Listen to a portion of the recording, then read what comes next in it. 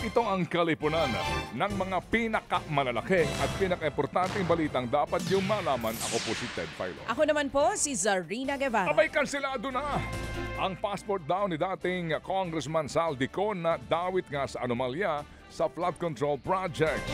Mismong si Pangulong Bongbong Marcos pa ang siya nag-anunsyo sa kanselasyon ng passport ni Ko.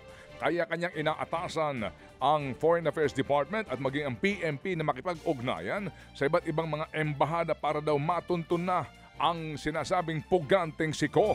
Ayon po naman sa abogado ni Ko na si Attorney Ruy Rondain, kakatanggap lamang niya ng kopya ng motion ng Ombudsman para kansilahin ang pasaporte ng kanyang kliyente. Kaya duda daw si Rondain na talagang kansilado na ang passport ng kanyang kliyente dahil may 5 araw pa sila para nga ito'y tutulan. Pero sabi ho naman mismo ni Foreign Affairs Secretary Maria Teresa Lazaro, tuluyan na pong nakansila ang passport ni Ko eksakto alas 5 ng hapon kahapon. Wanted nga si Ko ngayon matapos pong maakusahan ng katiwalian at malversation kaugnay pa rin po ng anomalyang flood control project sa Oriental Mindoro. Samantala, sigurado na raw na sa kulungan magpapasko ang kontratistang si Sara Diskaya. Mismong ang Pangulong Bongbong Marcos Jr. din ang nagkumpirma na kusang loob na sumuko si Diskaya sa NBI kahit wala pa itong arrest warrant. Naharap po si Sara Diskaya sa kasong graft at malversation kaugnay ng 96.5 million pesos na flood control project sa Davao Occidental. Hindi naman kasama ni Sara ang asawang si Curly Diskaya na kasalukuyang hawak naman ng Senado. Gagawin daw nila ang lahat para mabasura ang kaso. Ayon naman kay Secretary Dizon, umpisa pa lamang ito at marami pang kakasuhan at makukulong. Sa ilang pang balita, pinunuho naman ng Commission on Audit ang higit na 1 bilyong pisong sobrang pondo ng MMDA. Sa 2024 COA report, 11.8 bilyong pesos ang natanggap ng alokasyon ng ahensya pero hindi raw nagastos ang higit ng 1 bilyong piso. Ayon pa sa COA, ito'y epekto raw ng mga delay sa mga proyekto nga po ng MMDA. Ang hindi raw po nagamit na pondo ay patunay na hindi epektibo ang implementasyon ng ahensya. Nangako naman po ang MMDA na maglalabas ng quarterly memo para po ma-monitor ang kanilang mga proyekto. Samantala, pinupuna ngayon ang Mala World Tour na 2 buwang biyahe sa ibang bansa ni Davao City Congressman Paulo Polong Duterte.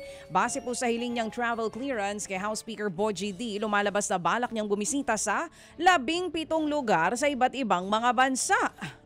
Kabilang po dyan ang ilang bansa sa Asia, Europa at maging sa Amerika. Target niyang umalis simula po sa December 15, 2025 hanggang February 20, 2026. Ang gate ni Polong, personal travel ito at sarili niyang gastos. Sabi naman ng Malacanang, bahala na ang kongresista kung gusto niyang mag-around the world. Pero paalala lamang daw, dapat inuuna ng mga mambabatas ang kanilang katrabaho o trabaho. Kaya bahala na raw magpaliwanag si Pulong kung bakit siya mawawala ng 2 buwan. Pati tuloy ang ibang kasamahan niya sa Kamara, binatikos ang biyahe ni Polong Duterte. Ano ba siya, kinatawan ng distrito o Miss Universe? Huwag naman pahintulutan yan kasi tingin rin ng publiko, abuso ito eh. Yan nga po ang tinig ni ACT Teachers Congressman Antonio Tinio. Sa iba namang mga balita, pinuna ng Malacanang ang payo ni Senador Robin Padilla na magtago na lamang si Senador Bato de la Rosa. Una ho kasing sinabi po ng Senador na huwag daw sanang magpahuli sa banyaga si Senador Bato de la Rosa. Sakali nga pong totoo ang balitang naglabas na po ng arrest warrant ang ICC. Giit ng palasyo, hindi dapat pinapayuhan ni Padilla si Bato na magtago dahil dapat itong sumunod sa batas. Halos 1 buwan na pong absent ngayon si Bato sa Senado. Mula yan nang sabihin po ni Ombudsman Boying Remulla noong pong Nobyembre na meron na siyang unofficial copy ng arrest warrant ni De La Rosa. Pero hanggang ngayon ay wala pa rin pong kumpirmasyon ang mismong ICC kung meron nga pong arrest warrant. Wala din pong informasyon ang PNP kung nasaan na ang senador na huli nakita sa Pampanga ayon mismo sa Ombudsman. Samantala po alas 6:44 na.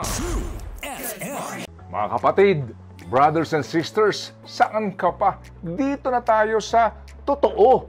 Dito na tayo sa True FM. Mga kapatid, mag-subscribe and follow po kayo sa social media accounts ng True Network PH. Yan po kami. Hanapin nyo lang True Network PH, Facebook, Instagram, YouTube, TikTok, and podcast.